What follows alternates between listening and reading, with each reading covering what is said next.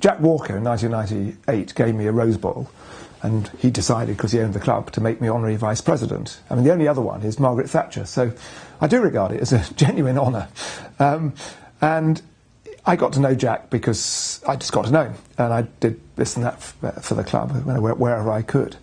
And we hit it off. He was very sweet to my daughter, and at the nail-biting last game of the season in 1995, when we played Liverpool at Anfield, and we went a goal down because of Jamie Redknapp, and our whole fate depended on his father, Harry Redknapp, and his team, West Ham, seeing off United at Upton Park.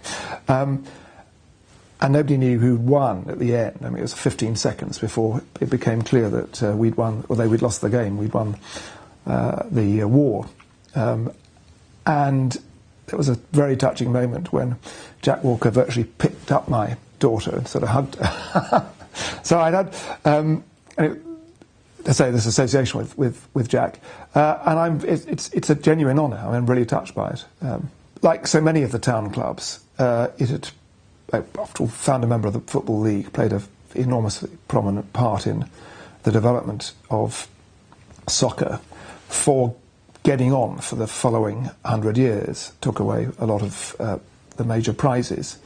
But then, really following the introduction, or the end of the maximum wage in the 60s, and then the beginnings of completely disproportionality in terms of the money that could be brought into the game, and the inevitable dominance of the big city clubs. Blackburn's fortunes took a dive, and we went in the old second division, then into the old third division. And people like Bill Fox, who was chairman for most of the time in the 80s, and his board did do a lot of work, and we only missed getting into the top flight by a whisker twice. But Jack Walker had this childhood idea of buying the club. I mean, having made millions out of steel stock holding, and bought it, and it was both an indulgence and a passion for him. And it was dramatic what he did to I can, by pure chance, on October the 12th, 1991, I'd arranged 6 months before for my lad, who was then 11, to be the mascot. And people think this was a fix. It wasn't. It was just we sort of booked it, and we were in the queue. And about a week before October the 12th, it was announced that Kenny Dalglish was going to be the manager of this second division club to try and get us into the top flight.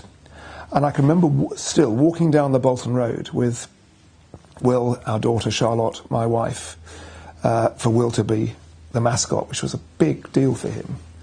And you could feel the electricity in the air, people walking taller as people digested the news that Dalglish was going to be the new manager, and therefore we really had a very good chance of getting into the top flight. It was wonderful.